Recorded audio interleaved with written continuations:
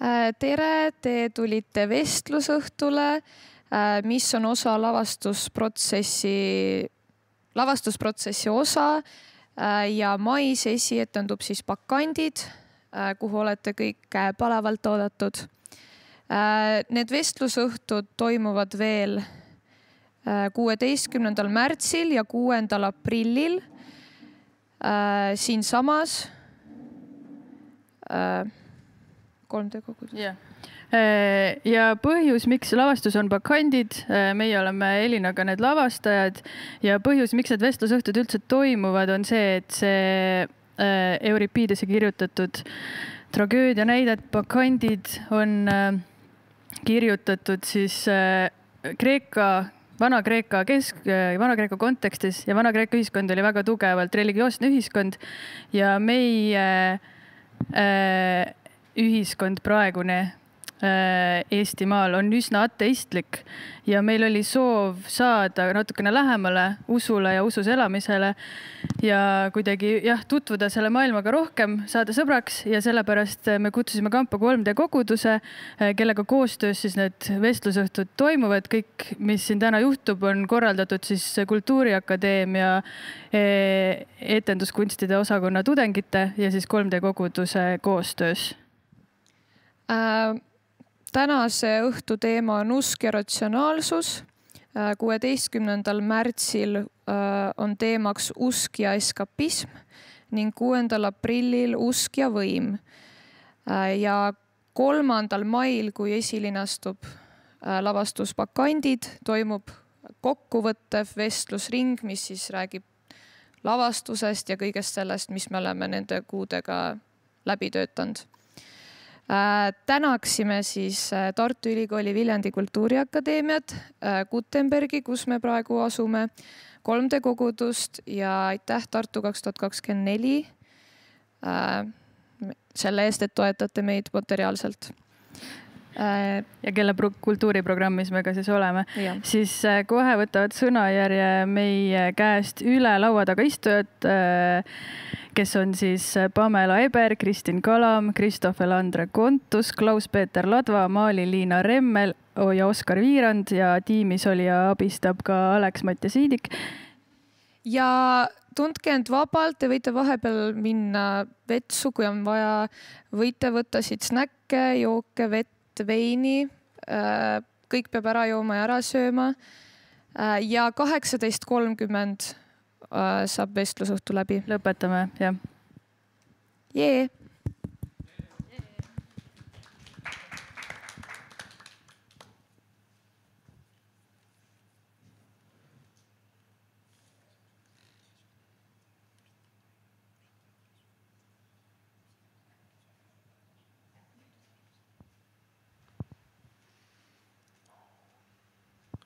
Ma tänan.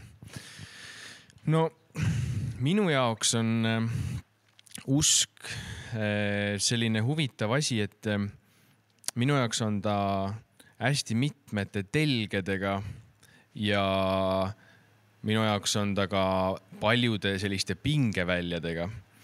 Et ühest küljest usk on mulle hästi isiklik asi ja see, mida ma oma südames usun ja oma Jumalaga räägin, kui ma palvetan temaga või kui ma keset päeva õhkan tema poole. Teisest küljest on usk minu jaoks väga avalik asi, et juba piiblit lugedes selgub see, et Jeesus ise ütleb, et minge kuulutage kõikjale, kogu maailma rahvale, maailma servadeni. Ja seega juba sellest lähtuvalt on minu jaoks usk avalik, nii et ma olen nõus kõigiga sellest vestlema, tööl, kodus, sõpradega. Ja see tekitab ka nagu sellise mingil määral pingevälja. Aga laias laastus, jah, ma olen terve elu uskunud Jumalasse erineva tõsiduse astmega. Ja minu jaoks, rääkides täna ratsionaalsusest ka, siis minu jaoks on see ka ratsionaalsusega selline pingeväli, et ühest küljest on ta ratsionaalne, teisest küljest väga ebaratsionaalne. Nii et selline on minu jaoks usk, hästi mitmeteljeline ja hästi paljude pingeväljadega.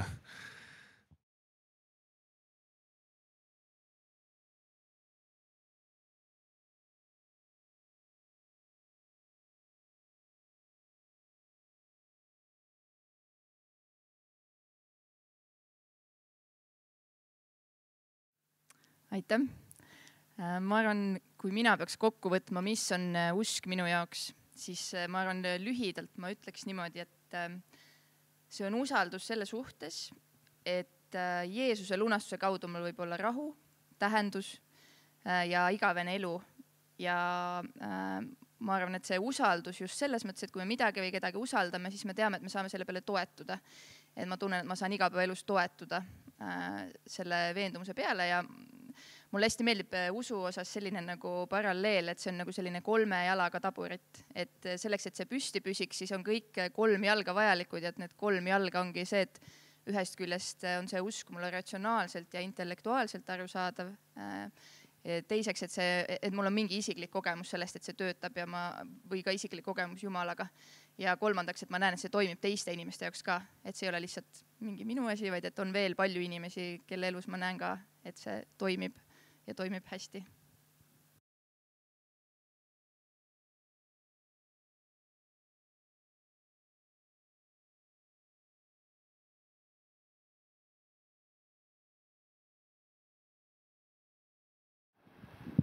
Aitäh! Ma ilmselt kuulun nende eestlaste hulka, kes kategoriseeruvad ateistide hulka, aga samas ikkagi uskudes millessegi või kellessegi kõrgemasse, mida ma ei suuda ratsionaalselt ära seletada, mis asi see on, ega seda nimetada. Ja pigem viimasel ajal olen mõelnud sellest usust kui usust iseendasse, et need vastused või see jõud või ka vägi tuleks minu enda seest.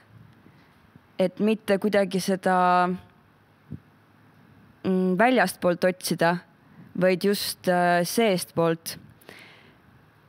Ja sellepärast ei tahaks ma ka öelda, et ma olen ateist, sest et mingi uskumus seal ikkagi on.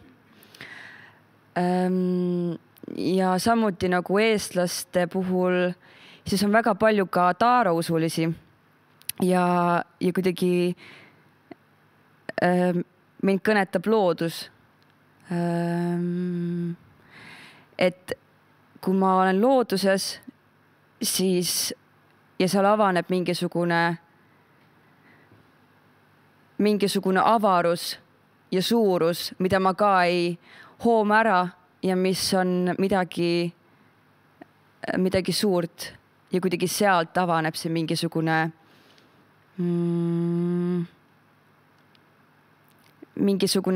seletatamatus, mida ei suuda ära seletada.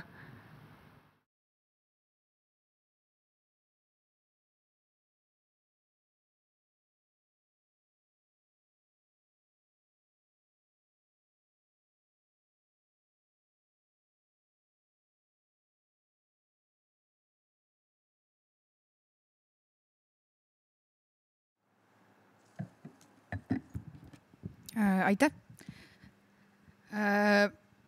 Mul vist mõnes mõttes ei ole nagu üldse pikka juttu selle osas, aga ma ei ole kunagi olnud usklik, aga ma olen käinud mingisugustel nagu koguduse üritustel ja Jehoova tunnistajate kokkutulekul ja see oli minu jaoks hästi naljakas lihtsalt. Ja minu jaoks vist usk on, kui ma nagu mõtlen selle peale, siis see on mingi vastutuse äraandmine, aga ma saan aru, et inimeste jaoks vahepeal see on hästi vajalik, et sa saaksid selle ära anda. Et ma ei tea, kui kellegiga juhtub mingi õnnetus, et siis sa ei hoia seda kuidagi koormat enda peal. Et siis see on see, ju siis pidi niimoodi minema või midagi.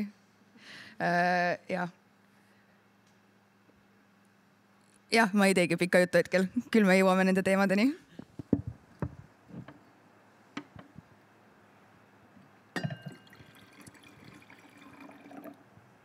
Nojah, minu jaoks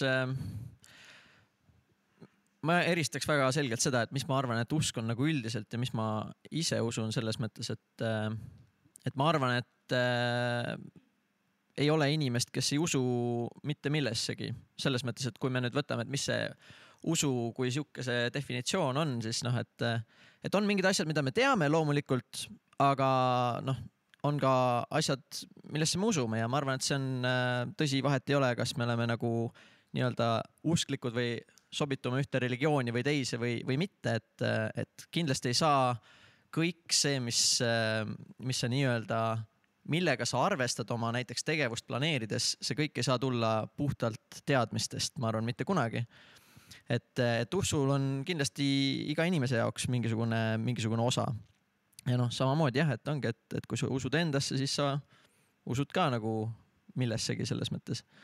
Aga jah, ma ütleks, et võib-olla siis sinna juurde sellest ratsionaalsusest natukene ka, et minu arust ratsionaalsus, kui on nagu siuke vaade sellele, et mida on nagu mõistlik teha, siis seal tuleb see usk selles mõttes väga palju jah mängu, et mida ma usun, see nagu, ma arvan, määrab päris palju ära selle, et mis on sinu jaoks ratsionaalne või et kui me hakkame ratsionaalsust defineerima, siis seda mulle tundub, ei ole võimalik teha väga palju nagu ilma usuta nii-öelda.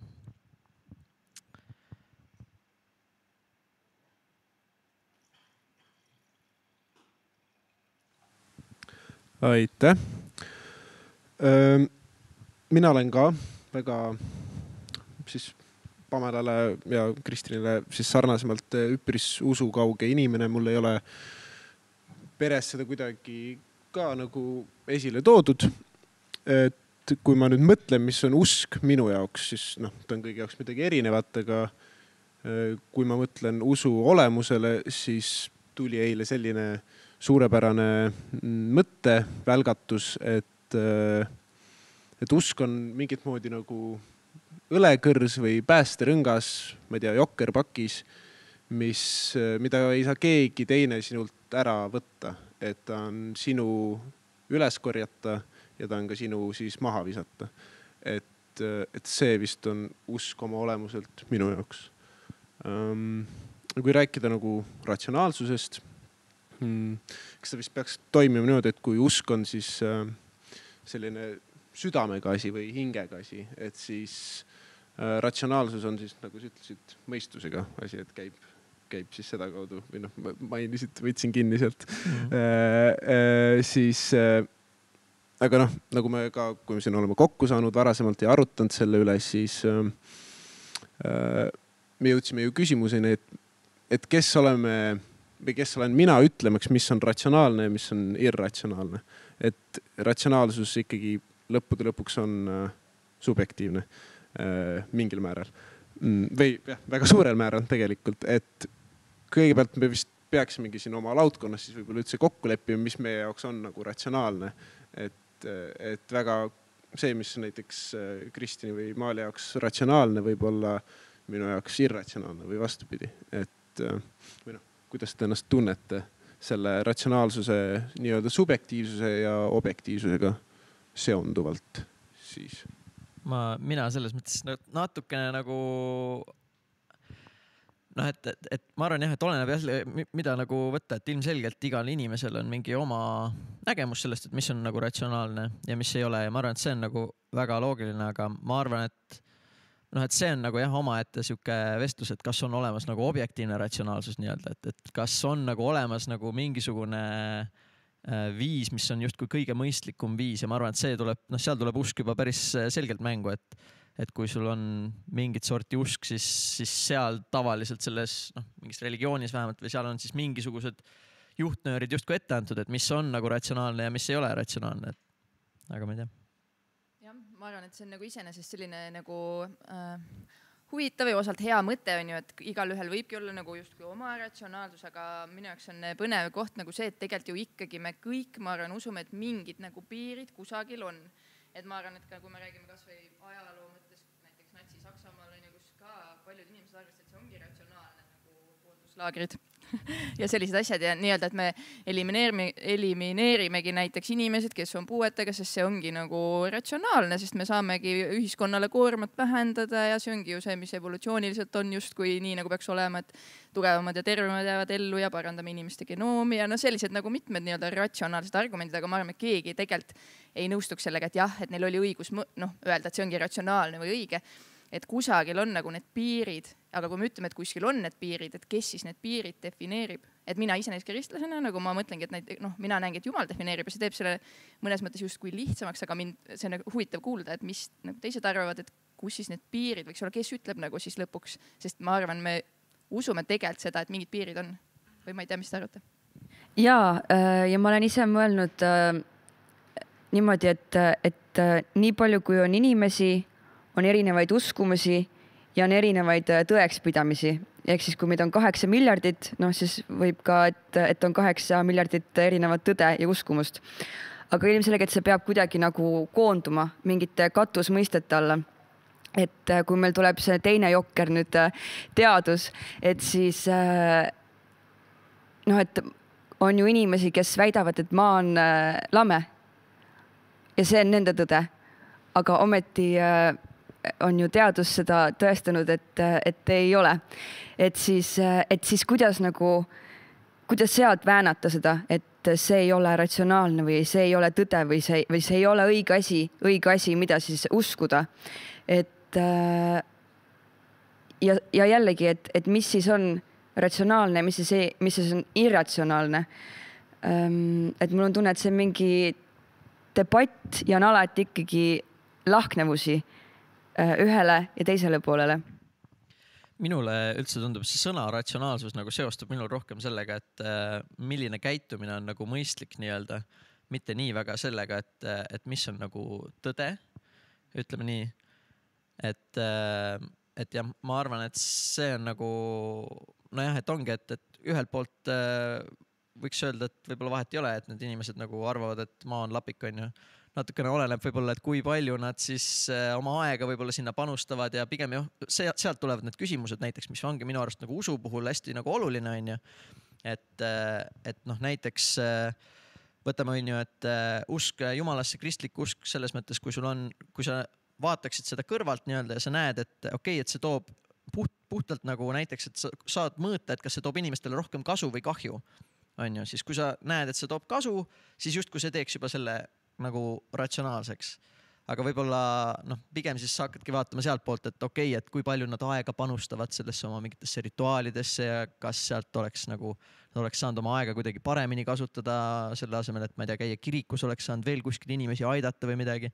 Ja sealt tuleb ka see moraal nagu hästi sisse ja üldse see, et ratsionaalsus ka hästi oleneb minu arust sellest, et kui suurt nagu nii-öelda inimeste pandet ma vaatan või et kas on nagu see, mis on ratsionaalne minu jaoks, et umbes, et minu jaoks on kõige olulisem, et mina oleksin õnnelik või midagi siukest või see on nagu ratsionaalsus nagu üldsuse jaoks, et sealt tuleb see näiteks mänguteooria päris tugevalt mängu, et kui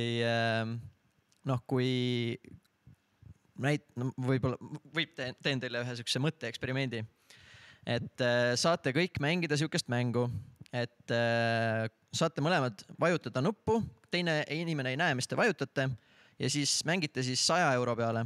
Ja kui te mõlemad vajutate nuppu, siis te mõlemad saate 50 eurot, aga kui sina nii-öelda siis vajutad nuppu, sellega sa oled nõus nagu jagama seda. Sa usaldad seda teist. Aga kui sina nuppu ei vajuta ja teine vajutab, siis sina saad 100 eurot ja tema ei saa mitte midagi. Ja siis ongi, et mis on nagu ratsionaalne. Siis sealt tuleb see juba nagu mängu, et kas me võistleme nii-öelda ainult enda kasu jaoks või siis me võistleme nii-öelda nagu mingi üldise kasu jaoks ja kas me hakkame nagu mõtlema, mida teised inimesed mõtlevad ja nii edasi. Et sealt, ma arvan, tuleb juba hoopis teistsugune ratsionaalsus nagu. Ehk siis, et ikkagi eksisteerivad mingisugused üldtõed, üldteadmised, ülduskumused, mis on kuidagi nagu mingid katusmõisted ja siis on mingisugused äärmused, mingisugused äärealad, et sa tõid ka see, mis sa just ennist ütlesid, et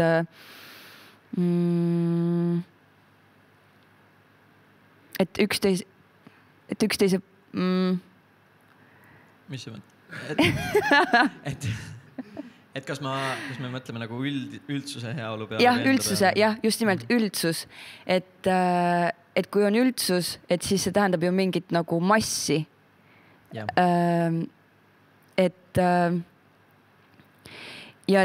et siin ühiskonnas nagu eksisteerida ja et see oleks ratsionaalne, siis mul on tunne, et see nõuab, et mingisugune üldsus, et seda jaataks või kinnitaks. Sest et äärmuseid on vähem, aga need ka eksisteerivad ja need on olemas. Ja need ei ole üldsuse poolt nagu aktsepteeritud on nagu vale sõna, aga kuidagi jaatatavad või? Jah, no ma arvan, me tahaks ju mõnes mõttes, et oleks nagu need mingid sellised väärtused, mis alati nagu kehtivad, nagu näiteks mingi inimväärikus on ju. Ma arvan, me kõik tegelikult ju tahaks, et öelda seda, et kõik inimesed on väärtuslikud on ju, et kõik usuks seda ja ma arvan, meie ühiskonnas ka, meie ühiskond väärtustab seda põhimõtet nagu laias laastus on ju. Aga minu jaoks enda jaoks see nii-öelda see üldsuse arvamus ei tundu võib-olla nii selles mõttes nagu igas olukorras nagu vettpidav, et see on, no ma ei taha kogu aeg seda näidet tuua, aga sama mingi Natsi-Saksamaa näide on ja seal ka üldsus kiitis selle heaks tegelikult. Inimesed ise valis umbes sellised juhid ja väga paljud inimesed arvasid, et see on hea taktika. Et mis ma mõtlen on see, et kui me ütleme, et see on ainult üldsuse arvamus, et kas see võib siis nagu muutuda mingi hetk näiteks, et kas me ütleks, et kui meie riigis enamik otsustavad näiteks niimoodi, et enam ei ole nagu oluline, ma ei tea, kanda hoolt haigete inimestest, on ju. Et kas siis me ütleks, et see on nagu okei, kuna üldsus nagu enamik inimesi arvavad nii. Noh, et mis ma mõtlen, et minu arvates ongi nagu ilma kuidagi sellise ilma jumalat on raske öelda, et on mingid absoluutsed väärtused, mis on üleinimlikud nagu nii-öelda. No, mina arvan, et selles mõttes, need on ühiskonna normid, ma ei paigutaks isegi seda sinna, et mis on nagu ratsionaalne. Need on mingid ühiskonna normid ja olenevalt siis erinevatest kultuuridest, need on erinevad. Ja et ma ei tea, ma mõtlen, et ma ei pea selleks uskuma jumalasse, et mitte tappa inimest või et ma ei pea piiblist lugema, et ära tappa inimest. Et ma sain ju muidu ka aru, et nagu... No jah, aga vaata näiteks sina saad, aga kui teine inimene ütleb, et tema ei näe seda nii ja tema saab teistmoodi aru, et see on okei, et kas siis sa ütleksid talle ka, et see on okei, kuna see on tema ratsionaalsus? Aga kui ma usu pärast tapan, kui ma võtan ristisõjad, on ju, kui ma lähen usu pärast tapma, sa ei usu, ma löön su maha, sest et nüüd sa oled loll. Et see on ju ka, siis mingil ajal oli see ratsionaalne, mingil ajal oli nagu see, millega me tegelesime. Või see mitte millega me tegelesime, aga... Ja, kindlasti, aga nagu selles mõttes ma arvan, me samas ei nõustu, et see oli nagu hea asi, mida teha, on ju. Et selles mõttes me ikkagi, nagu siis me ju tegelikult surema teistele peale oma ratsionaalsust. Me ütleme, minu arvast ei olnud ratsionaalne käitumine näiteks teha nii, on ju. Sellega me ikkagi ütleme, et kuskil on mingid piirid või absoluudid, et minu arvast see on nagu... Aga ma arvan, et kunagi tuleb ka aeg, kus väga paljud asjad, mida me praegu teeme praeguses ühiskonnas samamoodi jälle, et enam nendega ei nõustuta. Et see ju käib nagu ajaga. Ratsionaalsus, võiksime öelda, et ratsionaalsus sõltub kultuurist ja ajastust või? Jah, ja siit tuleb ka mingisugune asi, millega ma olen viimasel ajal kogu aeg jooksnud nagu kokku, nagu vastu seina, on see, et me tegelikult meie suhtlus nagu inimeste vahel on nagu limiteeritud, et meil on küll see keel ja me nagu saame sellest nagu ühtmoodi aru, aga tegelikult kui meil on nagu sõnad nagu ratsionaalsus ja usk, siis me ei saa sõnadega lõpuks defineerida, mida see tähendab, et see lõpuks nagu mingisugune tunnetuslik asi, see ei ole nagu käega päriselt nagu katsutav ja siis ta jääbki selliseks nagu abstraktseks asjaks ja kõik enda peas saavad väga selgelt aru sellest, aga ma tegelikult ei saa aru sellest, kuidas teie sellest aru saate. Aga võib-olla see, mis Christopher praegu just ütles, et ratsionaalsus on ajaga muutuv, et ma mõtlen, et kui kogu teaduse tehnika areneb, et siis areneb ka ju inimene ja ühiskond selle sees. Et praegu tulevad 2 näidet. Kätega söömine, sest et polnud riistu, aga praegu me ütleks, et kui me seda teeksime, siis me oleksime loomad. Või siis, et kunagi tehti lobotoomiat, aga praegu me ju ilmselgelt ei kujutaks ette, et lobotoomia oleks okei asi, mida teha. Ehk siis, et võib-olla tõesti ratsionaalsus on ajas muutuv, aga samas jällegi mingid põhitõed, et ära tapa inimest, armasta teist inimest, armasta ligimest, et need on nagu mingid ajatud tõed või? jah, ja ma, kui tohib, ma võtaks et on mingisugused sellised kombed nagu mingid eetika, et mis on sobilik kuskil teha. Aga mulle tundub jah, et mingid asjad on juba sündides meisse kaasa pandud, et kas teadlased, ma arvan teadlased jah, räägivad sellest, et see, et meile meeldib soe ja see, et meile meeldib pehme, näiteks see on juba meil emaüsas olemas, et see, et meile meeldib selline surve, et keegi kallistab siin näiteks, et see on tegelikult sisse programmeeritud juba sellest, et me oleme seal nagu lootekoti sees, et on mingid asjad, mis on nii või naa lootusetult meile omased, et meie kasvukeskkond võib neid natuke väärastada. Ma ei tea, kui see on mingi vägivaldne kasvukeskkond või nagu mingid lapsepõlvetraumad, aga on mingid asjad, mida me väärtustame nagu sõltumata kultuurist, mulle tundub. Ja noh, kui me läheme usu juurde, mis saab olla ka, mis on ühte otsapidi lootusetult irratsionaalne, siis noh, kristlasena ma usun, et kui kuskilt algusest on Jumal lubanud inimesel olla selline, nagu inimene on, siis on meie sees nagu mingi, me oleme täis nagu Jumala selliseid sõrmejälgi, et Piibel räägib sellisest ilusast kujundist, et me oleme nagu savi, inimene on nagu savi ja Jumal voolib seda ja siis vooli ja sõrmejäljed on selle asjanduse peal nagu. Ja kui Jumal on inimesel lubanud selliseks saada, nagu me oleme täna, siis ma julgeks väita selle põhjal, et need ilusad ja head asjad, mida me sõltumata ajast ja kultuurist väärtustame, on nagu Jumala kui looja soov, et me just siuksed oleme ja väärtustame midagi sellist, mida me väärtustame. Nii et pigem siis nagu need asjad, mis on nagu meil need nii-öelda emaüsast kaasa tulnud, et need on nagu... Jah, aga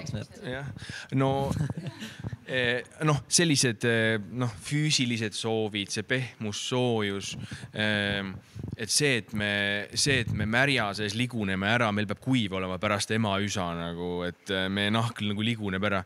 Aga nende peale ehituvad ka mingisugused asjad, et sulle ei meeldi tegelikult, et sind torgitakse näiteks või sulle ei meeldi nagu lõpuks piinamine, sulle meeldib rahu, emaüsas on tegelikult vaikne, et selle peale ehituvad mingid asjad, mida me ka nii-öelda arenenutena, täiskasvanutena nagu informeeritutena nagu väärtustame.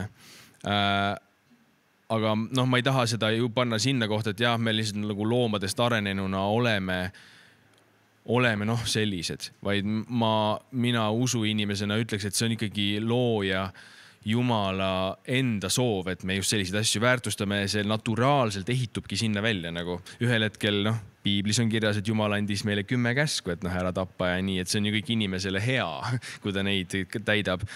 Aga sa tahad midagi kommenteerida?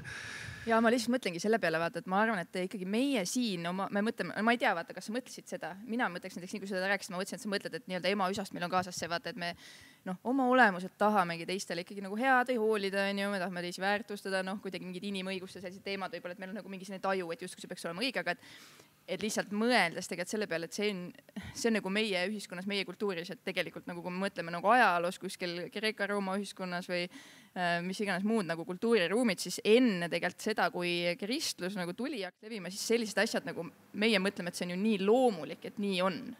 Et me inimesi väärtustame või mis iganes me ei tapa ja nii edasi, et see ei olnud absoluutselt nagu nii. Et selles mõttes ma arvan, see ei ole nii üldinimlik asi ja et me ise tegelikult ehitamegi väga palju selle kristliku pärandi peale, nagu inimõigused tegelikult ongi väga tugevad lähtuvad kristlikest väärtustest ja kui kristlus tuli omal ajal, nagu siis see oli väga revolutsiooniline, kas sellised asjad, et näiteks naised on üldse väärtuslikud ja neil on mingi väärtus või lastel on mingi väärtus või need samad on ju mingid, ma ei tea, tapmise, mis iganes teemad, et mis ma mõtlen, et me näemegi tegelikult selle mätta otsast, et meid on väga palju mõjutanud tegelikult see kristlik maailm. Ja teadus ja areng tegelikult ka ju, et see kuskilt maalt olid kloostrid, sellised turvalised kantsid nagu, et kus see kõik jah, et enne tegelikult ka nagu selles kogu sellises Kreeka-Rooma ühiskonnas oli ikkagi palju ka seda vaadata, et nagu selline vaimne on hea ja füüsiline on pigem nagu halb, et seda tuleb natuke nagu nii-öelda, pigem tuleb saada aina vaimsemaks ja see füüsiline on kuidagi madalam ja kehvem ja tegelikult ka kogu sellise teadus sai ka alguse sellest, et kristlased uskusid seda, et see füüsiline pool on ka nagu hea või väärtuslik. Et selles mõttes ma arvan, et see ka teaduse häll nii-öelda on väga palju juurdub sellesse nagu kristliku maailmapilti nagu oma juurtelt nii-öelda. Võib-olla peakski sinna ära suunama, et pigem tundub, et tänapäeva maailmas on nagu teadus ja usk justkui nagu kaks eri poolt. Kuidas teile tundub selles osas? No, mulle tundub, et see on niisugune nii-öelda hästi pinnapealne vaade selle koha pealt, et kuna on nagu teadus ja usk, et nad kuidagi lähevad automaatselt lahku, kuigi mul on tunne, et ta päris nii ei ole. Ikkagi saavad kooskõlas ka olla väga ilusasti. Nii. Mul on kogu aeg meeles üks lause, keegi kunagi ütles, ei mäleta kes, aga et kui keegi üritab teada saada, et kust on universum pärit või mis on elu mõte, siis nad alustavad sellest, et nad hakkavad õppima füüsikat. Ja siis nad saavad aru, et sellest ei piisa, siis nad lähevad õppivad keemiat ja nad saavad aru, et sellest ei piisa, siis nad lähevad õppivad matemaatikat, saavad aru, et sellest ei piisa ja lõpuks lõpetavad ikkagist religioonis, sest et sa ei suuda millegi muu ka ära põhjendada. Sellega on natuke jah, see jama, et lihtsalt, et üks asi on see, mida, et millega teadus selles mõttes nagu tegeleb, on see, et mida me saame nagu uurida. Aga sealt tuleb nagu see sein on ju ette päris palju, et mida me tegelikult ei saagi teada esiteks, et üks on nagu Jumala nii-öelda olemus on nagu on nagu üks nendest asjadest, samamoodi teadus ei uuri üldiselt, et kas kummitused on olemas või midagi siukest. Ja tegelikult sinna alla läheb päris palju asju, jah, täpselt just, et nagu siuksed filosoofilised küsimused, et miks me oleme siin näiteks, et kuidas sa seda uurid? Ja nüüd sinu sõnasabast, mul on siin üks raamat, ma loeksin siit ühe tsitaadi, mis läheb selle teemaga kokku. Rahutuse raamat Fernando Pessoa kirjutatud siis. Ja siin on lõik. Kui järele mõelda, piisab meile universumi mõistetamatusest. Soov seda mõista tähendab olla vähem kui inimene, sest inimene olla tähendab teada, et mõista pole võimalik. Ja see kuidagi võtab minu jaoks kokku, et kõiki asju siin maailmas ei olegi võimalik mitte kunagi ära põhjendada, seletada, et see sama küsimus, kuidas universum tekkis, et me ikka veel küsime seda ja meil ei ole siiamaani vastust, et kas ta on suurest paugust või on Jumala loodud, aga et see debatt käib ikka veel. Ja et just nimelt, et võib-olla kui need küsimused lähevad nii üle pea suureks, et siis sul ei jäägi muud üle, kui jõuda religioonini või jõuda selle kõiksuseni või suursuguseni, mida sa lihtsalt ei suuda ära hoomata ega ära seletada. Kui sa oled võtnud pähe, et sul on vaja teada ja siis et lõpuks kuidagi on ju nagu vaja selgitada, et siis sa pigem just mõtled siis, et nagu tegelikult ei olegi vaja teada ja... Ei, mina mõtlen küll, et miks on vaja kogu aeg teada, mis see elu mõte on. Vahet ei ole, mõtle ise välja oma elu mõte. Igal ühel võib erinev olla, et see ei pea mingi universaalne asi. Universaalselt ma võiksin öelda, et elu mõte on saada järglasi ja pidada inimkonda üleval, on ju. Aga et tegelikult meil võib ju nagu iga ühe isiklik elu mõte olla ja okei, jah, ma saan aru, see on see asi, mida me võiks enda jaoks üritada elu lõpuks nagu välja mõelda, et miks ma siis olin elus, kas ma tegin midagi, passisin niisama või aga et mingi universaalne elu mõte, vahet ei ole ju. Ma olen mingil päeval Pamelaga nõus, et ma isegi naudin seda teadmatust, et ma näiteks tean, et mul on vastus tegelikult olemas sellele küsimusele, mida ma küsin, kui on et ei ole nüüd üleelu suur, aga ongi mingisugune teaduslik küsimus, et ma tegelikult saaks välja uurida, kuidas see protsess käib ja kuidas see töötab. Aga tihtipeale sükse võib-olla see on mingisugune seesmine kas siis lapselikkus või laiskus minus, et ma ei uuri seda meelega välja, sest siis mulle jääb sellest mingisugune nii-öelda maagia alles ja tihtipeale mingisugused vastused on üpris nagu pettumust valmistavad, nii et siis ma nagu ei tahagi neid teada. Ja on ka ju ütlemine, et ignorance is a bliss, ehk siis, et nagu teadmatuses on õnnistus või et mida vähem ma tean, seda kergem minul on, aga et see ei tähenda, et seda ei ole olemas ju, lihtsalt ma kas tõmban klapid pähe või ma eiran selle nägemisest või selle teadmisest, et jah, et justkui mida vähem ma tean, seda kergem mul on, aga see ei tähenda, et seda pole olemas või et mingid vastuseid ei oleks. Universum ju tuli tegelikult. Et kuskilt ta pidi tulema ju. Midagi pidi juhtuma. Jah. Ma lugesin ühte huvitavat mõtet selle kohta, et näiteks siin natuke ma enne jõudnud kommenteerida, aga minu jaoks usk on ka väga ratsionaalne. Ja kohati ma arvan, võib-olla mõned asjad isegi nagu usust lähtuvalt on nagu ratsionaalsem. Minu jaoks see nii-öelda usust lähtuv vaade. No näiteks sama universumi tekke mõttes, et ka näiteks Richard Dawkins, kes on siis üks tuntumaid ateist nii-öelda kirjanikke, kes on seal teemal väga palju kirjutanud, siis tema ütleb, et kui te peaks tooma ühe kõige veenvama nagu tõendi usu suhtes, et mis siis oleks, siis ta räägib sellest universumi peenhäälestusest, mis on siis nagu see point, et on nagu 150 erinevat sellist astronoomilist konstanti, mis peavad olema täpselt paigas selleks, et elu oleks maa peal võimalik. No näiteks maakera kaldenurk. Kui see oleks mingi 1 kraad umbes natukene teistmoodi, kui see on, siis ei oleks elu võimalik. Või kui me oleks 1% päiksel lähemal, ei oleks elu võimalik. Või kui maakera pöörleks natuke kiiremini, ei oleks võimalik. Ja 150 sellist näitajad, need on kõik täpselt paigas. Nii et see elu siin maa peal on võimalik ja see, et see juhtuks juhuse läbi, see tõenäosus on sama suur, kui võita 10 000 korda järjest lotoga. Ehk siis üli ebatõenäoline, et see juhtuks juhusena nii-öelda. Ja selles mõttes tundub kohati isegi nagu ratsionaalne uskuda, et keegi on selle loonud mingi põhjusega, pannud selle nagu paika. Ja samamoodi selle elu nagu tähenduse osas ka nagu, et see on nagu nii huvitavat, et te tõite välja seda, et mõnikord on see tunne, et nagu ma ei mõtlegi, pigem ma ei mõtle nagu liiga kaugele.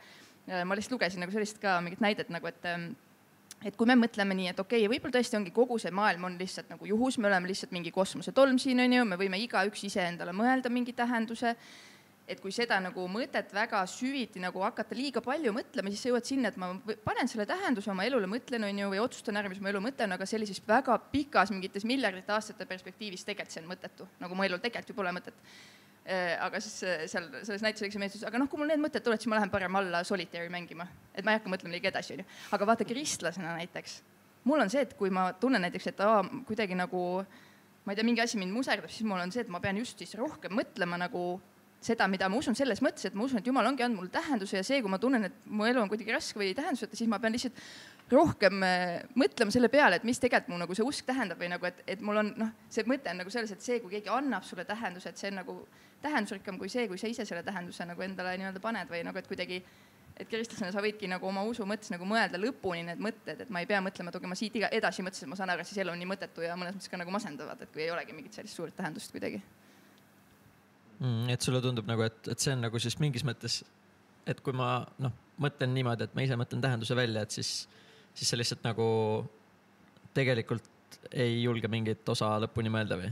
Jah, sa saadki aru, et tegelikult see tähendus on ju nagu, see ei ole nagu päris tähendus selles mõttes, vaata pikas maa sellises ongi vaata võib-olla miljardite aastate mõttes on ikkagi täitsa nagu tühine, aga kui ma näen seda nii, et Jumal ongi andnud mu elule mingi igavikulise tähenduse, mingi siis mul ei ole nagu seda, et kui ma mõtlen seda mõtet liiga palju, et siis ma tunneks, et see muudab kuidagi selle tühiseks või mõttetuks või kuidagi.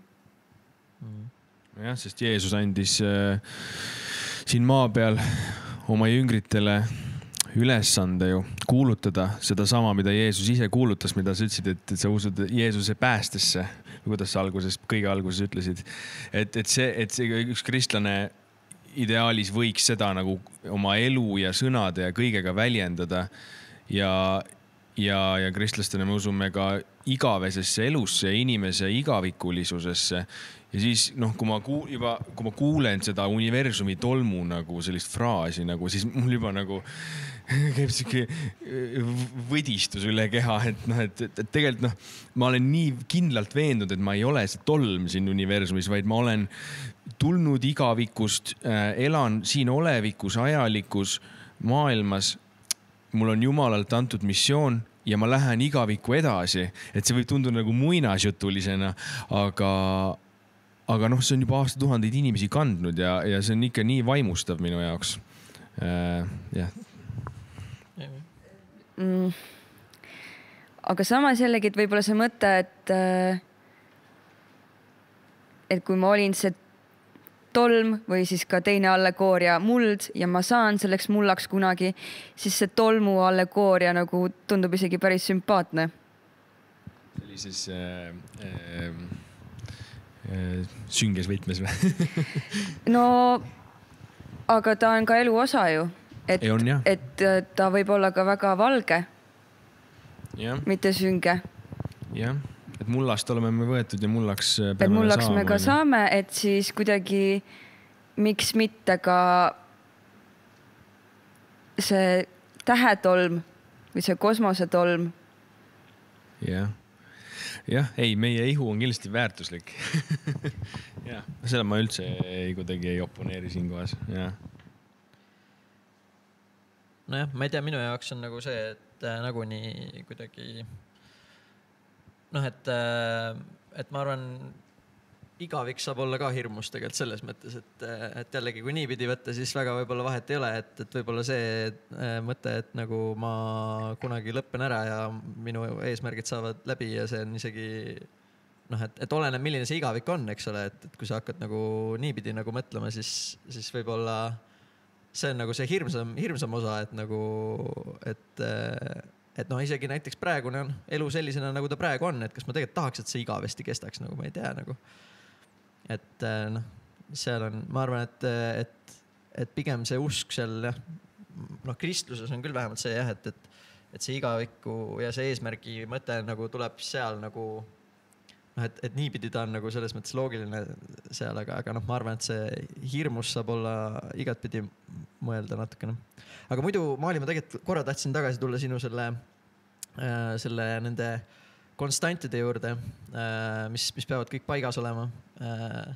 Et ma lihtsalt nagu jällegi, et kui tulla korra selle teaduse selle poole ka veel uuesti, et kui meil nii-öelda justkui on mingid konstantid, mis peavad kõik paigas olema, on ju, siis ma tean, et seal selles mõttes, et ega ateistid ei jää nagu võlgu sulle sellise argumendi vastu, et ma lihtsalt enam-vähem mõtlesin, et oleks aus nagu välja tuua see ka, et siis on nagu see loogika, et tegelikult kogu universumis ka, jah, isegi mitte ainult maa on ju, vaid universumis on päris palju asju, mis peavad nagu õigesti paigas olema selleks, et see toimiks.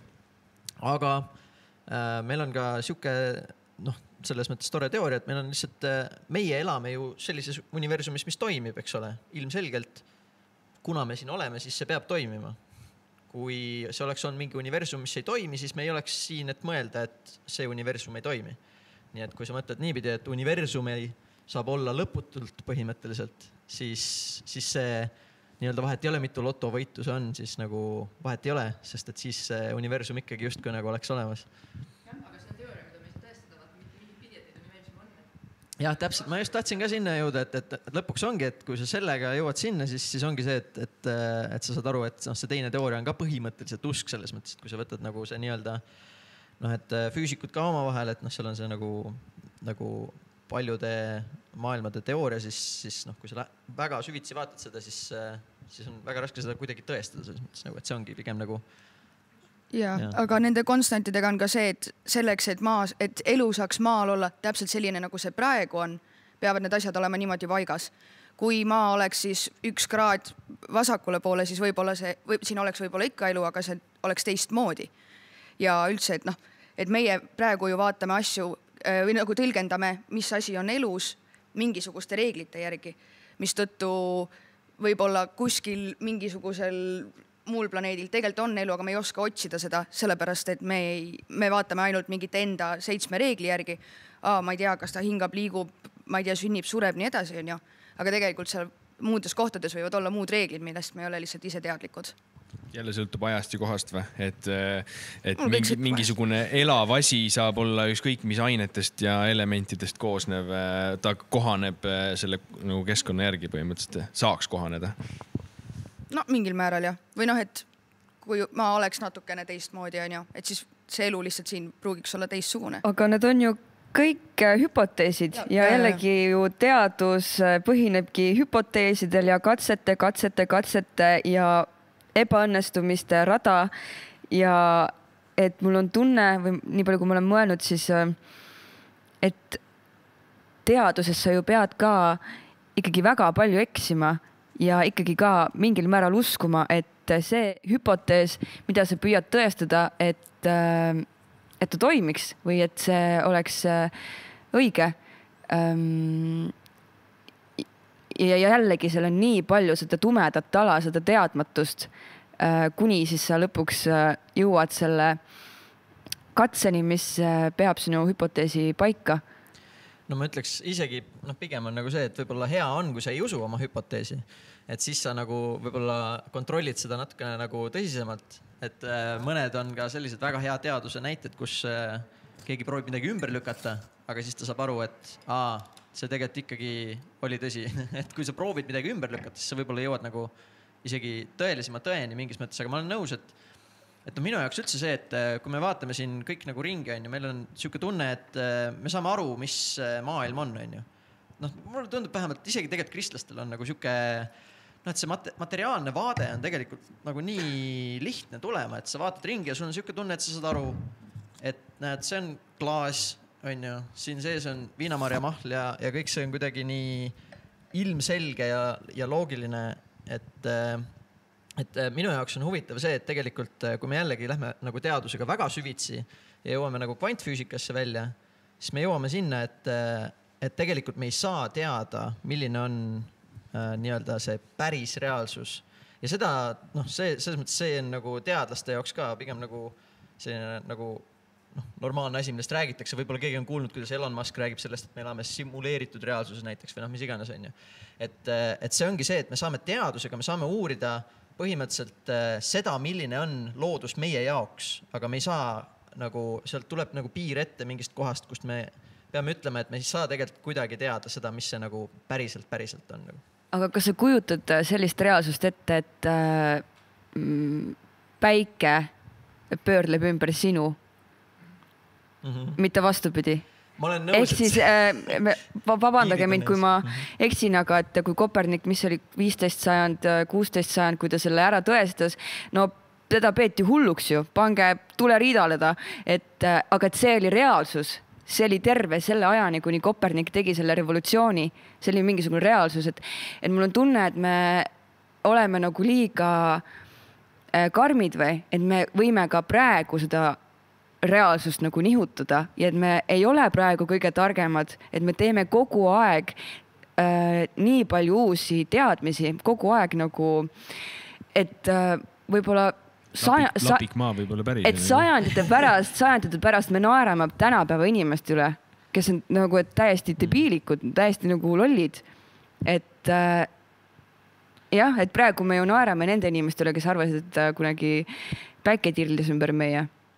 Mina otseselt ei naera selles mõttes, et ma arvan, et seal nagu võis olla väga tarku inimesi ja nagu ma arvan, et see tuleb ka, siit tuleb mängu üks asi, võib-olla näete, aga ma panin siin ühe akna keerlema. Et mina näiteks ma muidu ise olen ka siuke proovin nagu teadust ka tuua natukene inimesteni mingis mõttes ja populariseerida seda, siis mina ei ole üldse pahane selle üle, kui keegi ei tea midagi. Ma arvan, et inimesed, kes siis elasid, kindlasti on rumalad. Nad võisid, väga paljud neist võisid olla väga palju targemad teatud asjades, eriti kui me lähme ajaloos veel rohkem tagasi. Enne nagu, kui oli olemas näiteks üldse põllumajandus ja niimoodi, siis ma ei tea, kuidas need inimesed elus püsisid, selles mõttes, et pidid ikka nagu väga tublid ja targad ja head olema. Aga jah, see aken seal, et kui te korra vaatate seda, siis võib-olla te juba nägite ka seda illusiooni, siis mis seal tekib. Et see aken justkui tundub, nagu ta käiks edasi-tagasi. Oleneb võib-olla, kuidas sa vaatad. Tegelikult ta käib kogu aeg ringiratast. Ja need, kes te olete seal lähemal, teie võib-olla nii hästi seda ei näe, aga just minu vaatest just praegusel hetkel ta hakkab justkui nagu, kui ta siia jõuab, siis ta hakkab minema tagasi nagu millegi pärast.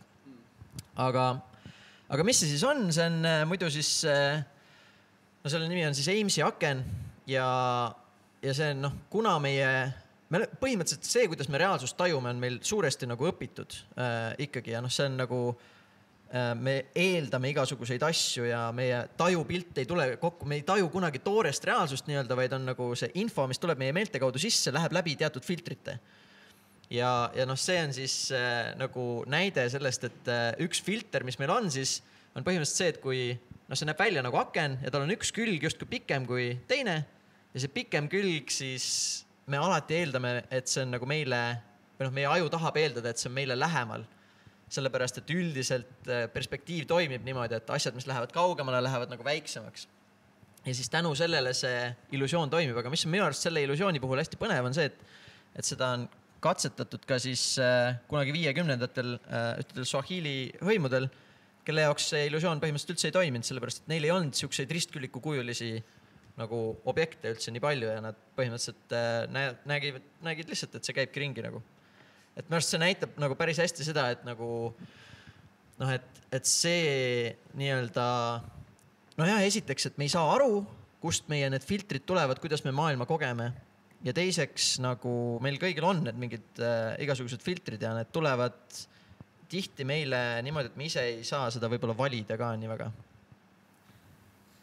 Ma mõtlen ise just, et huvitav oleks kuulda sinu arvamus selle osas, et kui tundes sind, ma tean, et sa oled ka ise kristlane, et kas see tekitab ka selle mõtte siis, et kas me Jumala kohta siis saame midagi teada nagu, või kuidas me siis saame tema kohta midagi teada?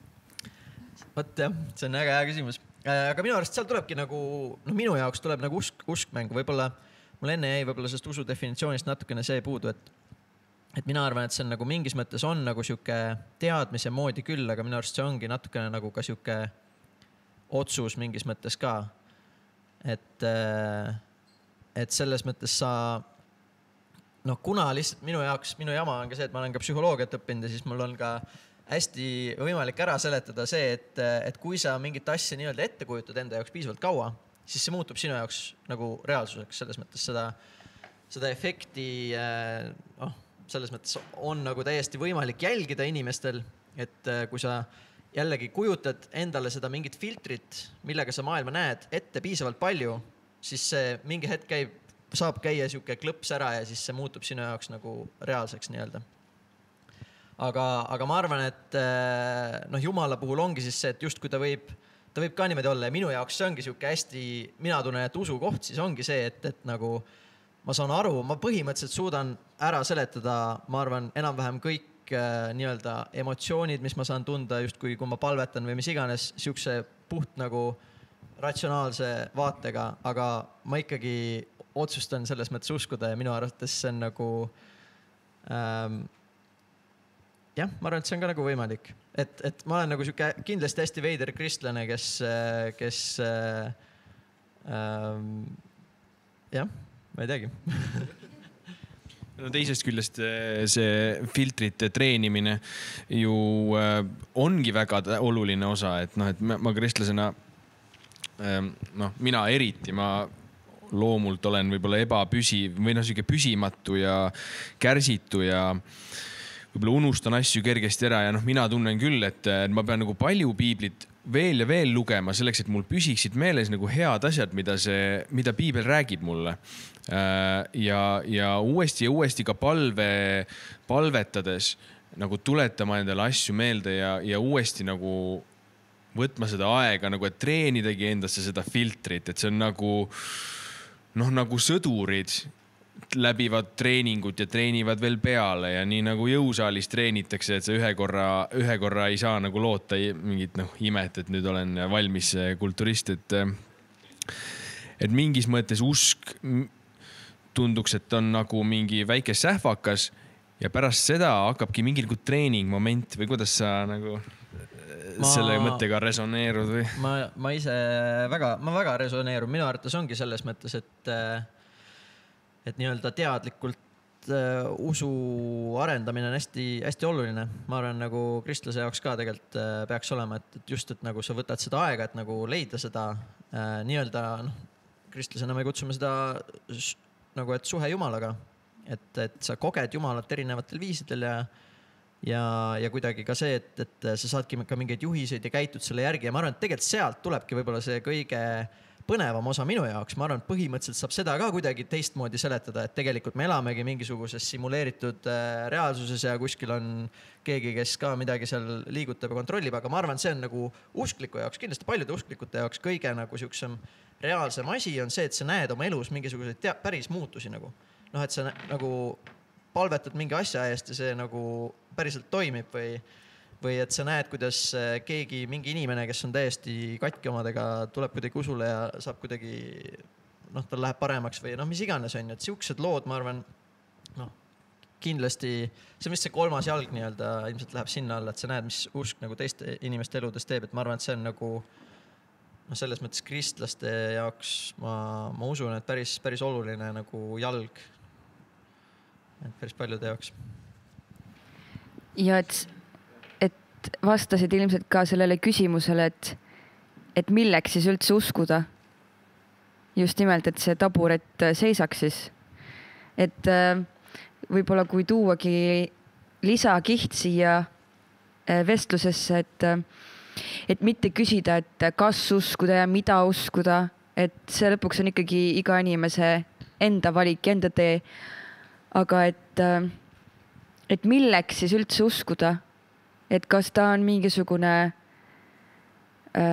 nagu Oskar alustas vestlust, et kas ta on mingisugune õlekõrs, päästerõngas või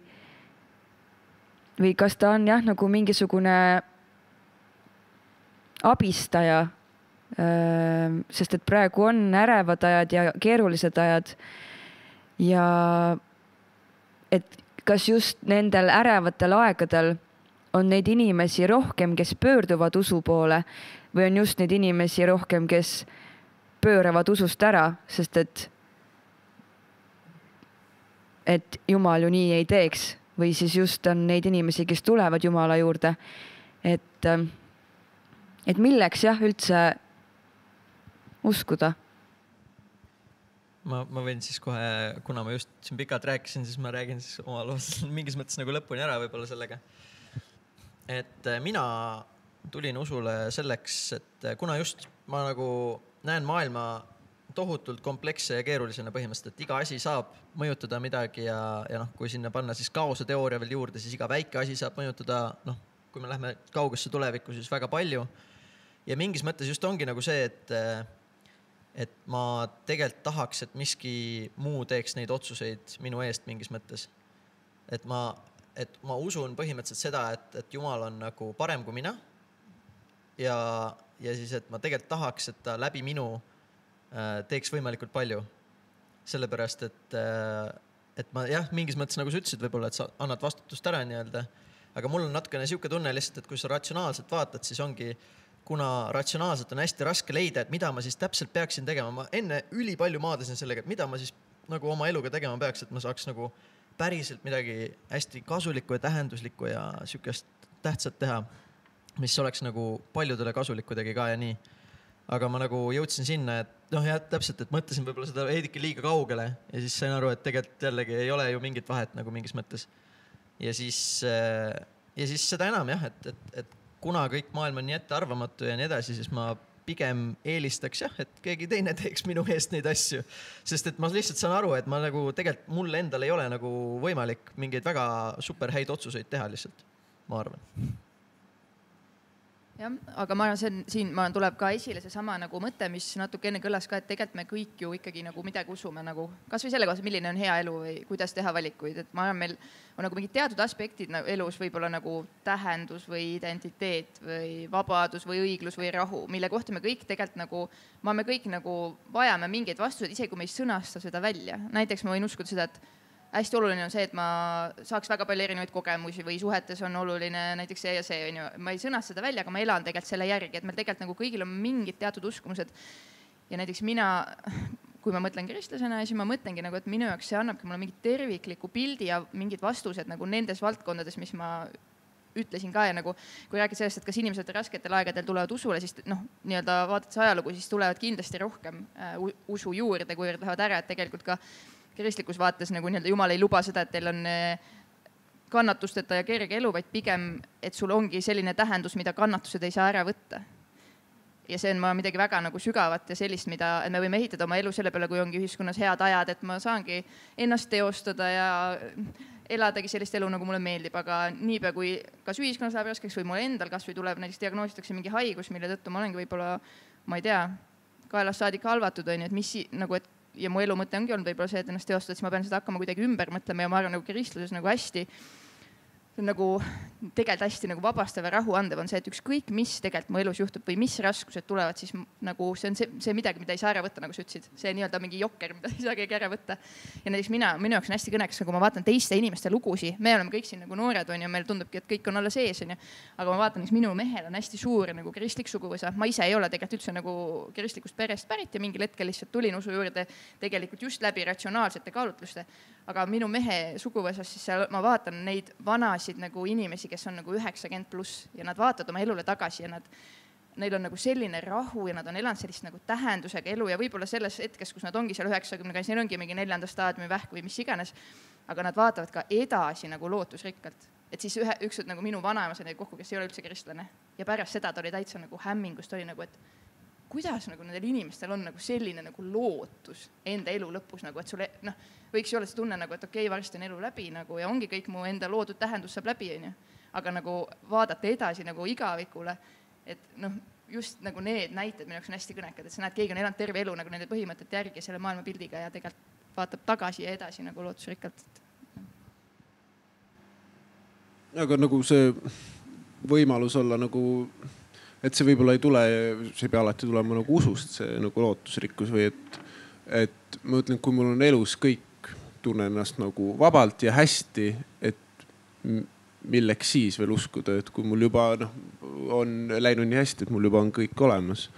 Aga kui peaks juhtuma nii vaata, et elus mis iganes, tulevadki mingid väga suured raskused, see on üks aspekt, aga see, et me sureme on ju kõigil meil silm nii-öelda, see juhtub meie kõigiga on, et kuidas siis seal, kui me mõtleme, et kõik ongi juhuslik ja elu saabki siin läbi, on ju, et kuidas ka seal tunda päriselt seda, et ma olen nagu valmis rõõmuga minema nii-öelda. Aga see on ju ka mingit sorti aktsepteerimine. Mul praegust vaadates oma vanavanemaid, kes on kõik nüüd kohe mingi hetk, nad peavad lahkuma, et nagu midagi muud üle enam ei jää, vanus on nagu sealmaal, siis nad on kõik juba nagu ammu aktsepteerinud sellega, et nii läheb ja nad on nagu ka leidnud mingisuguse rahu selles nagu ongi sealt, meie elu on nüüd see, et me ootame, kuni kell lõpuks kukub ja siis kell kukub ja siis on kõik ja siis muld jälle ja jah, ma arvan, et see on tõsi, vaata, et seda võibki aktsepteerida ja mõelda nii, et see ongi ju see, mis tuleb ja tulebki sellega leppida ja vaadata nii, aga ma arvan, see ongi nagu vaata erinev, et kas sa oled selle mentaliteediga, et ma ootan seda igavikku, mis on täis tähistamist ja rõõmu või sul on lihtsalt see tunne, et ma lepin sellega, et elu saab läbi ja ma olengi leppinud sellega ja see on okei. Et see on minu arust nagu mõnes mõttes nagu ka erinev, ma ei tea.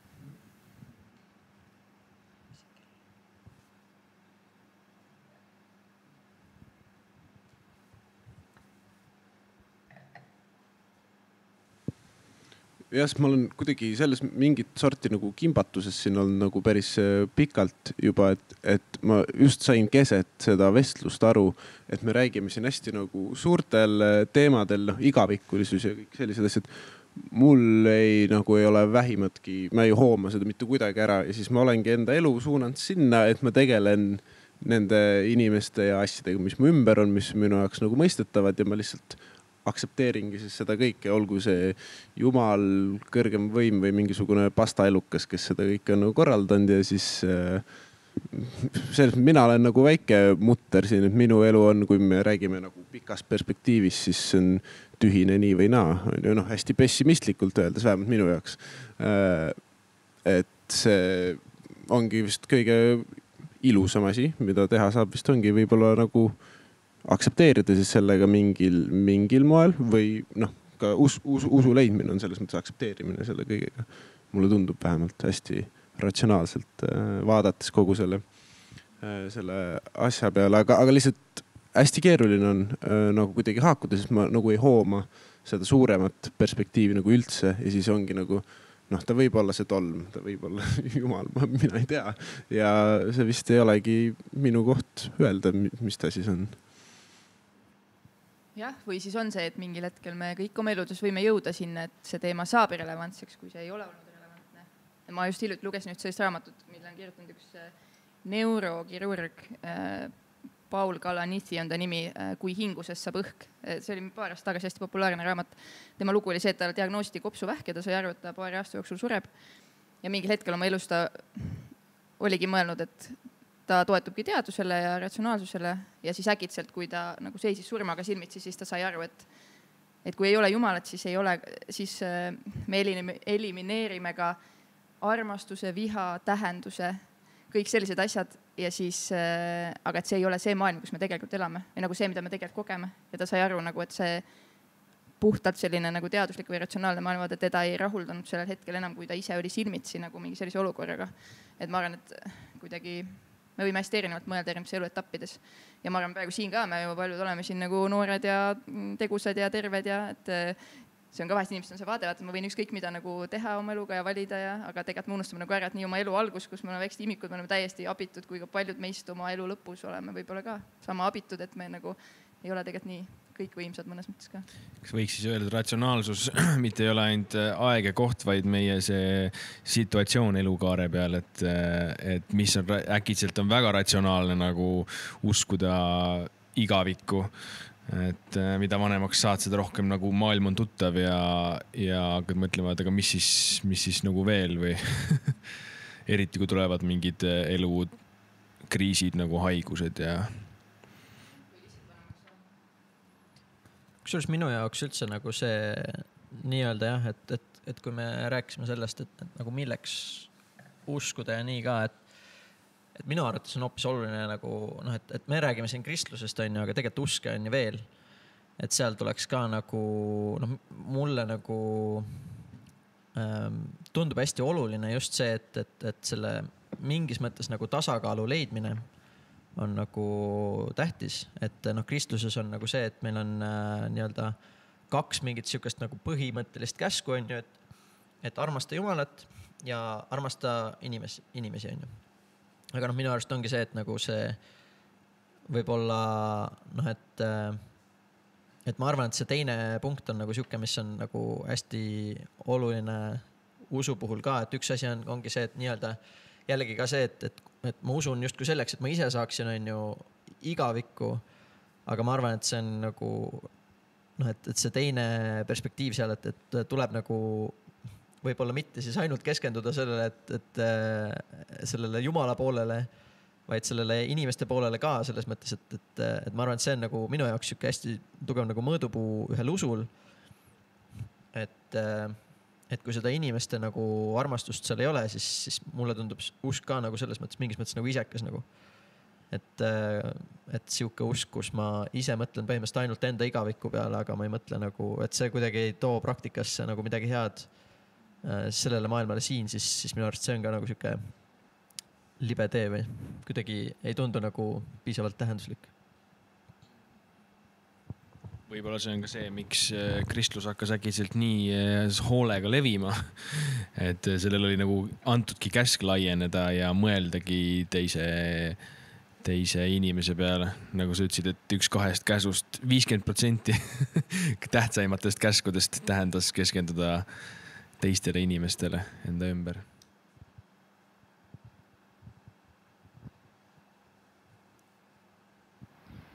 Kas publikul on küsimusi või midagi, mida sooviks jagada? Mingeid mõtteid?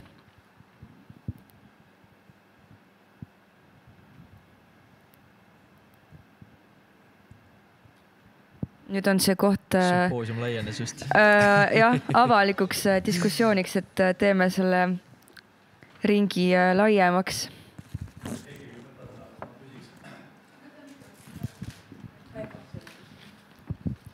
Et teised võivad ka küsida, kui keegi küsis, ma küsin, et te rääkisite jumalast, usust ja nüüd tuli ka sisse armastuse mõiste, et millisena teie kujutate Jumalat ja ma küsiks teilt kõigilt, need, kes usuvad ja need, kes ei usu Jumalat.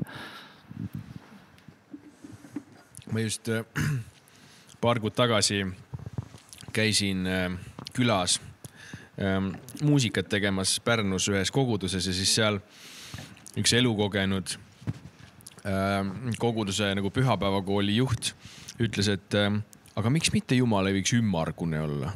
Et ümmargune on ilus, ta ei ole nurgeline, et see ei torka sind, et ümmarguse sisse saad minna, et see ümbritseb sind, kaitseb, miks mitte, et ta ongi tugev kilp, see ümmargune. Ja ma mõtlesin, nagu, miks mitte Jumal ei võiks ümar olla, nagu pall näiteks. Aga no paratamatult on ka minu peas mingisugune kujutelm, et vahel on see selline vanema meesterahva kujutis habemega, sest et see on, tundub nagu autoriteetne või midagi. Aga ma olen üritanud ka teadlikult teda nagu natuke abstraktsemana hoida, ka alandlikkuse mõttes, et Jumal on midagi suuremat kui minu bioloogiline aju suudab võtta vastu ja ette kujutada. Aga küsimus oli, milline Jumal minu jaoks on. Et siis minu jaoks ta on armastav, aga Jumala pilt on ka minu elus palju muutunud, et kohe on leitud, et inimesed kujutavad Jumalat nagu tihtipeale nagu kuidagi selliselt ette, et milline on nende enda ilmalik suhe oma isaga. Ja noh, mina ei tule päris terviklikust perest ja selle tõttu ma olen ise maadelnud sellise Jumala pildiga, et Jumal on kauge.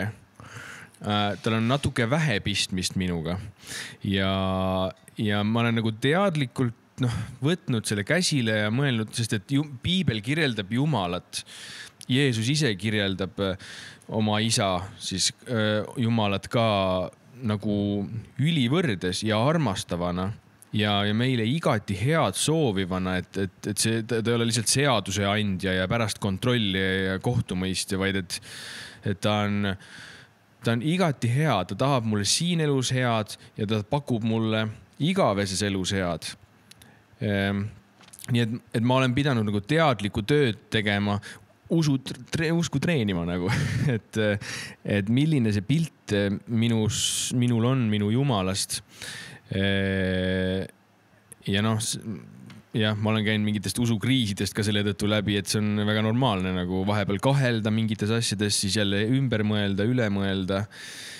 Et keeruline vastus, et noh, päris pall ta ei ole, ta võib olla pall ja lihtsalt vanem meesterahvast ega pole, aga et ta on kindlasti muutunud ja muutumas, aga seda ma tean, et ta on minu jaoks keegi, kes mind armastab, minusse hästi suhtub ja ta on alati olemas ka nagu trumpkaardina. Et selles mõttes no mul on Jumalaga kuidagi siukene natukene pseudosuhe, et ma pöördun tema poole. Ma mäletan, ma olen väiksena kogu aeg vahepeal, kui ma mingi südamesoov, mida ma tahtsin saada, siis ma ütlesin, teeme selle diili nüüd ära.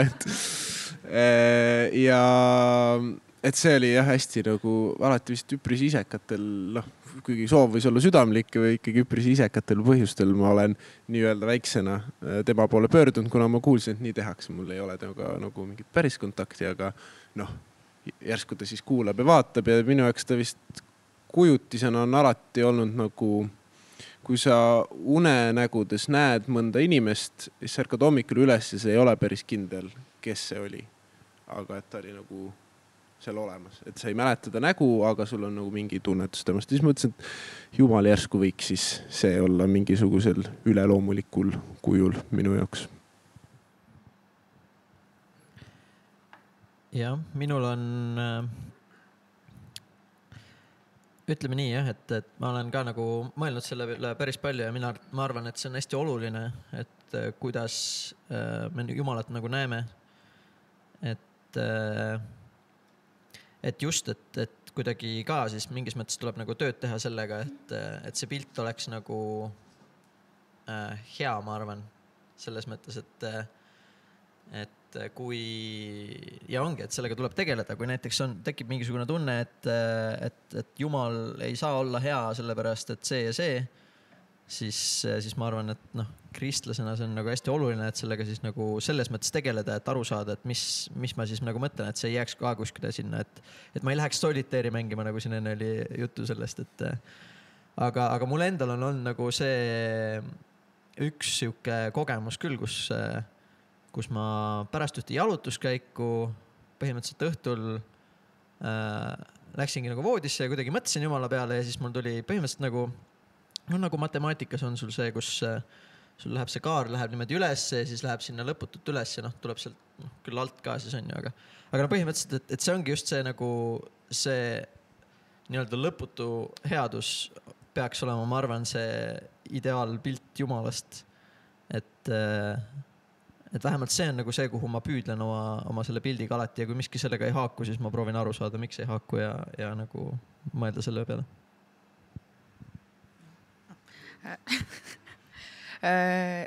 Okei, kui ma olin väiksem, siis ilmselgelt ma kujutasin Jumalat ette mehena selle valge habemega. See oli vist sellepärast, et ma vaatasin seda Perepead kunagi kogu aeg ja siis seal oli neil see Jumal, kes mingi jõi ja laaberdas ja ma mingi okei, veits lahe. Ja kandis oma seda valget kleidikest ja see tundus täiesti loogiline, ilmselgelt on selline. Aga siis ma arvan, et mingi 10 aastat ma kindlasti ei mõelnud sellest, et milline Jumal võiks välja näha, sest ma ei mõelnud temast või sellest. Aga nüüd praegu selle küsimusega, siis mul endal tekib see, et võib-olla ta on rohkem mingi tunne või olek kui midagi füüsilist, mis on et sa ei lähe, et ütleme, et ma suren ära ja lähen taevasse, et siis ma ei ole mingi viska käppa, vaata. et see võib olla mingi muu asi. Pigem mingi tunne või olek.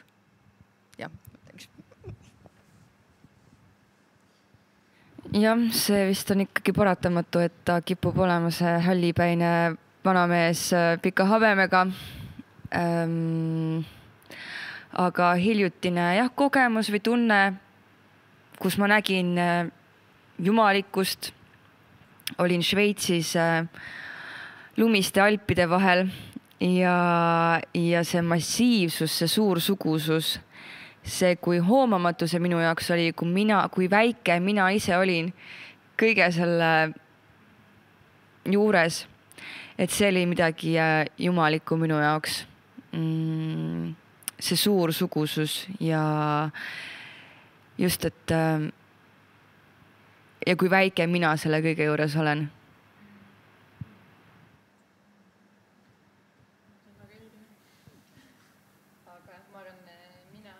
Mina vastaks nii, et ma olen kristlikus usume seda, et üks selline põhjus, miks Jeesus, kes maailma tuli, oli see, et näidata meile, milline on Jumal. Et me usume, et Jeesus ja Jumal ongi üks, nii nagu võib-olla jää, lumi ja vesi erinevad asjad, aga lõpuks nad on üks, et sama asja erinevad nii-öelda väljendused. Et temas me näeme seda, milline on Jumal ja minu jaoks ongi võib-olla täiuslik kombinatsioon armastusest ja tõest, aga lihtsalt rääkides sellest, et enne siin tuli ka esile see, et me elame sellistel ärevatel aegadel või inimestel on ka palju ärevust, siis ma just hiljuti kuulsin ühte huvitavat mõtet, et ühe siis ka sellise tuntud kristliku kirjaniku käest küsiti, et ütle üks sõna, millega sa kirjeldaksid Jeesust. Ja siis ta ütles, inglise käest ütles relaxed, et mingi selline rahu, mis on üle kõige või kuidagi igas olukorras ükskõik mis.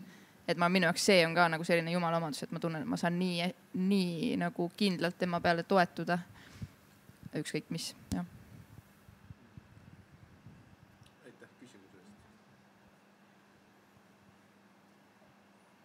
Mulle tuli lihtsalt sellega, mis sina ütlesid ka meelde, et minu jaoks ka paljud siuksed minu jaoks Jumala kogemused on siis on ka loodusega tegelikult hästi tihedalt seotud ja minu arust see tuleb ka siis sellest, et jällegi, kui me võtame seda niimoodi, et Jumal on maailma loonud, siis ta ongi, et sa saad selles looduses seda, selles mõttes Jumalat leida, et see ei leia seal siis seda loodust ennast nii-öelda, vaid sa leiadki seda võib-olla jumalikkust seal ka, et see ongi see suur sugusus ja mul just hiljuti oli üks kogemus, kus mul oli endal muidu hästi halb olla ja siis ma läksin Emajõe äärde. Seal Karlovas on siuke väike paadisillake või mis see on. Aga siis oli vihma sadanud ja siis oks, nagu seal on sellised põõsad ja siis põõsaste okste pealt nagu tilkus lihtsalt seda natukene nagu järele jäänud vihma nagu sükest sabinat. Ja siis ma seisin seal ja siis täpselt see, kuidas see kõik nagu ümberringi minu ümber oli ja see oli nagu samal ajal nii kaootiline, aga kuidagi seal on nagu mingisugune ilu seal sees. Et see on ka minu jaoks nagu mingis mõttes.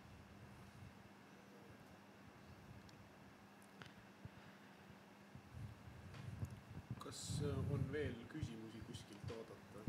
Jah.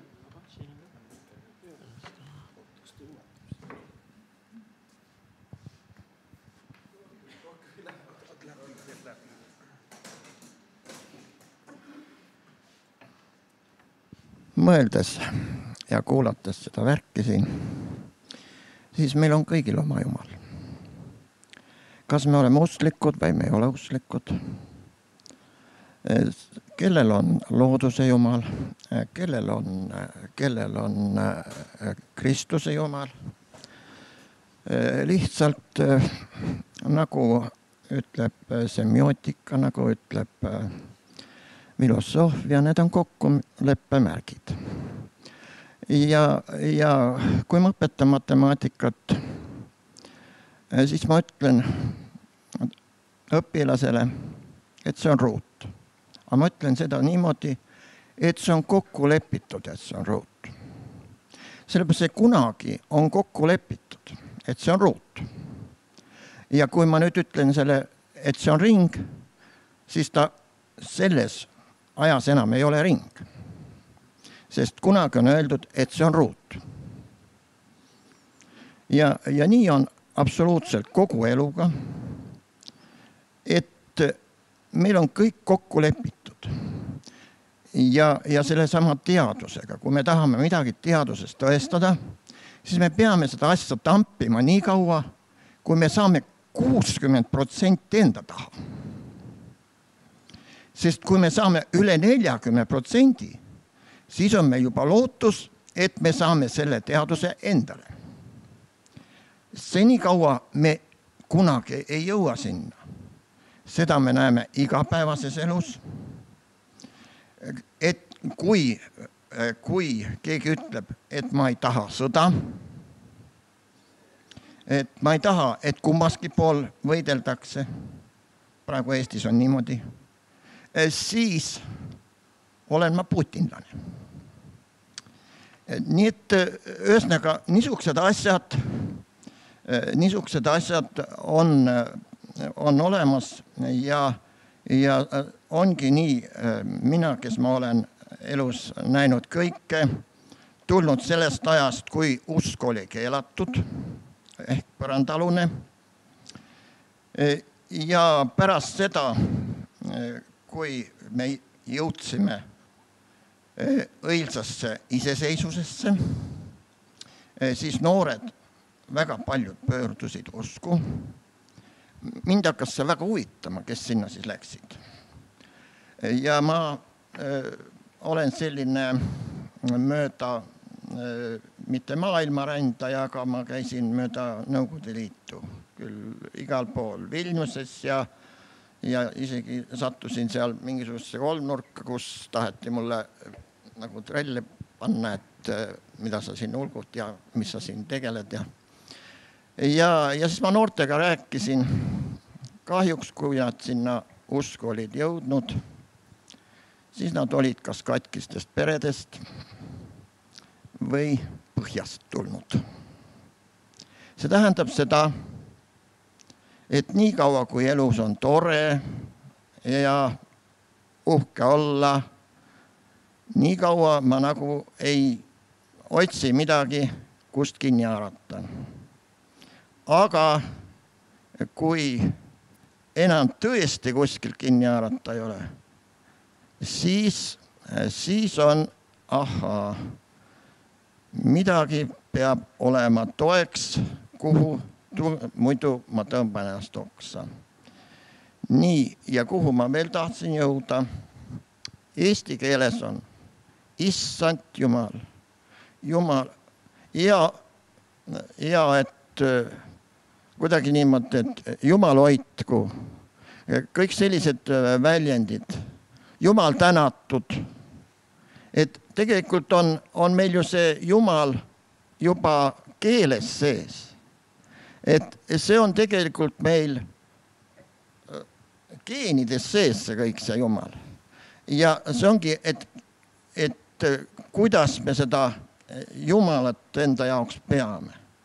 Ja muidugi inimene tahab ilmselt seletada kõik ära, et kuidas nad on tulnud ja mis ja muidugi siis ongi, et endale rahu tekitada, siis ongi, et võtame selle, Jumal on loonud ja kogu lugu, et selles mõttes ma üldse kunagi midagi, aga mind häirib see, et mõni peab, et ainult minu Jumal on õige.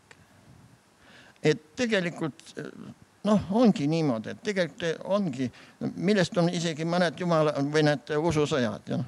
Sellepärast, et minu Jumal on õige. Aga tegelikult meil on kõigil oma Jumal ja lepime sellega.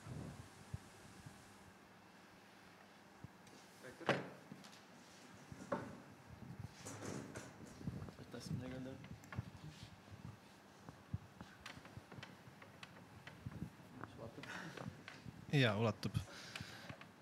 Esiteks võib-olla üks selline ettekujutus või müüt, mida tahaks kummutada, mida ma korraks kuulsin, oli see, et usk on irratsionaalne. Ma tahaks öelda, et ei ole või vähemalt enamiku ajaloost ei ole sellist arvamust peetud valdavaks. Ja ma viitaksin siin ühele keskaegsele suurele teoloogile Püha Aquino Toomasele, kes lõi süsteeme ja lõi süsteeme viidates Vana-Kreeka filosoofidele, eriti Aristotelesele. Võiks öelda, et tema oli Aristotelese mõtte siis nagu taastooja Euroopa mõttelukku. Ja tema ta oli mees, kes kirjutas raamatuid terve raamatukogu jagu. Võib-olla üks geniaalsemaid mõistuseid ajaloos üldse. Ja tema ideede järgi saab täiesti Jumalat tõestada ratsionaalselt. On mitmeid argumente. Võib tuua näiteks ühe sellest, mis on esimene liigutaja, nagu prime mover. Esimene liigutaja, et miski, mis liigub, ei saa hakata liikuma iseenesest. Miski, mis eksisteerib, ei saa tekkida iseenesest. Peab olema mingi algus. Ja see algus, selleks me nimetame Jumalat. Nüüd mõelda Aristotelese viite kaudu, kui me saaksime ajas rännata ja minna tagasi vanasse Kreekasse, mõtleme 100 enne Kristust, siis võib-olla kogudes agoraal kokku kõik tolle hetke tuntumad filosoofid, mitte kindlasti me jõuaks konsensusele, aga tõenäoliselt me saaksime enamiku arvamuseks selle, et Jumal kui siuke entiteet või printsiip või ratsionaalne idee on olemas. See oli juba siis valdav, selles ei ole midagi uut. See on vana mõte, mis on üle 2000 aasta vana. Ja ütleme, et see ei piirdu keskajaga. Et keskaeg, ma väidaks, ei olnud pimeduse aeg või nagu pime keskaeg. See tuleneb rohkem võib-olla ajaloolistest asjaoludest, me teame vähem keskajast, aga õitsengu aeg. Aga see õitseng oli teistmoodi õitseng kui võib-olla tänane progress, sest see oli suunatud teises suunas, teises dimensioonis. Inimeste energia läks sellele, et areneda seesmiselt filosoofias, teoloogias, kunstis. Ja vähem võib-olla see materiaalne, et meil oleks nagu hea ja meditsiin ja teadus. Ja see jõudis välja ka 20. sajandisse, kui see oli paavst Johannes Paulus II, kes kirjutas entsüklika pealkirjaga Fides et ratio, ehk siis usk ja mõistus või siis usk ja ratsionaalsus, nagu meie tänase ürituse pealkiri. Ja idee on sellest, et usk ja mõistus on just kui ühe linnu 2 tiiba. Ja see lind on siis inimene, kes püüdleb tõe poole. Ühe tiivaga, ainult mõistusega ei jõua kuigi kaugele. Vaja on 2 selleks, et jõuda selleni, mis on tõeliselt oluline. See on üks pool. Teine pool on see, et miks just kristlus või mis teeb kristluse unikaalseks. See on see, et ei ole ühtegi teist religiooni maailmas, kus Jumal oleks saanud inimeseks. Jumala inimeseks saamise müsteerium on see, mis on unikaalne. On olnud prohveteid, on olnud Jumala saadikuid, on olnud valgustunuid, on võib-olla inimesi, kes on väitnud, et nad on saanud Jumalaks, aga pole ühtegi religiooni, kus Jumal oleks saanud inimeseks, ennast mingis mõttes alandanud. Ja see loob võimaluse kohtuda Jumalaga. Kui me mõtleme, et 2000 aastat tagasi Jeesus Kristus oli inimene lihast ja luust, kellele said suruda kätt, haarata kingi tema kuue hõlmast ja temaga kõnelda ja ta oleks saanud sulle vastata, sest ta oli kohal päriselt. Ja võib-olla siin on üks aspekt, mis ma tooks, et kui sa tunned ennast üksinda või üksildaselt, siis sa ei saa ennast oma üksindusest välja ratsionaliseerida. Sa ei saa endale tõestada mõistusega, et ma ei tunne ennast üksinda. Sa pead otsima kontakti oma sõpradega, oma perega, kellegagi. Aga kui sa tunned ennast üksinda inimesena, see on selline erilist liiki üksindus, eksistentsiaalne üksindus, siis samuti sa ei saa sellest ennast välja ratsionaliseerida. Et minu elu tähendus on nii või naasugune, ma olen siin selle või teisel põhjusel. Ja sa pead otsima kontakti ja ma arvan, kõige suurem väärtus ongi see, et meil on Jumal, kellega me saame kontakti astuda, kellega me saame suhelda. Et sellised mõtted.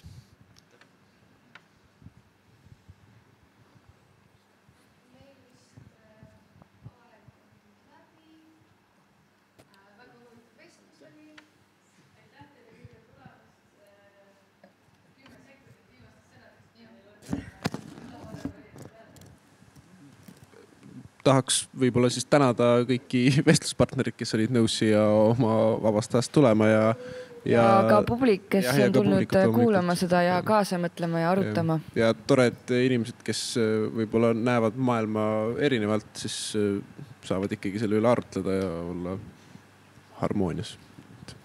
Ja ka siis loodame, et näeme järgmine kord järgmisel vestlusel.